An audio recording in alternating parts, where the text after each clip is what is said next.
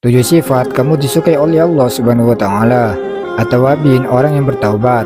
Allah Subhanahu wa taala berfirman dalam Quran surat Al-Baqarah ayat 222 yang artinya sesungguhnya Allah Subhanahu wa taala menyukai orang-orang yang bertaubat dan menyukai orang-orang yang mensucikan diri. Al-Mutatahhirin, orang-orang yang suka bersuci. Mereka bertanya kepadamu tentang haid. Katakanlah haid itu adalah suatu kotoran. Oleh sebab itu, hendaklah kamu menjauhkan diri dari wanita di waktu haid, dan janganlah kamu mendekati mereka sebelum mereka suci. Apabila mereka telah suci, maka cempeриlah mereka itu di tempat yang diperintahkan oleh Allah Subhanahu wa taala kepadamu. Sesungguhnya Allah Subhanahu wa taala menyukai orang-orang yang bertaubat dan menyukai orang-orang yang mensucikan diri.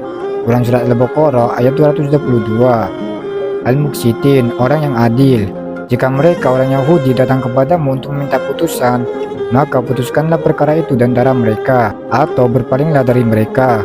Jika kamu berpaling dari mereka, maka mereka tidak akan memberi mudarat kepadamu sedikitpun. Dan jika kamu memutuskan perkara mereka, maka putuskanlah perkara itu di antara mereka dengan adil.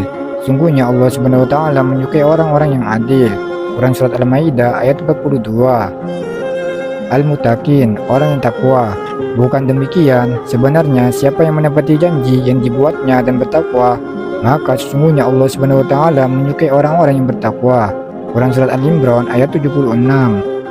Al-Muhsinin, suka berbuat kebaikan, yaitu orang-orang yang menafkahkan hartanya baik di waktu lapang maupun sempit, dan orang-orang yang menahan amarahnya dan memaafkan kesalahan orang. Allah Subhanahu wa taala menyukai orang-orang yang berbuat kebajikan.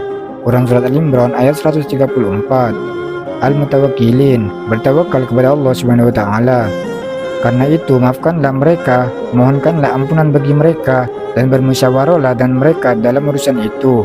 Kemudian apabila kamu telah membuatkan tekad, maka bertawakallah kepada Allah Subhanahu wa taala. Sesungguhnya Allah Subhanahu wa taala menyukai orang-orang yang bertawakal kepadanya. Quran surat Al-Imran ayat 159.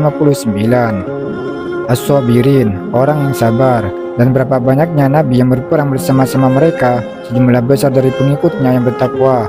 Mereka tidak menjadi lemah karena bencana yang menimpa mereka di jalan Allah Subhanahu wa taala, dan tidak lesu dan tidak pula menyerah kepada musuh. Allah Subhanahu wa taala menyukai orang-orang yang sabar. Quran surat Al-Imran ayat 146. Wallahu a'lam bishawab.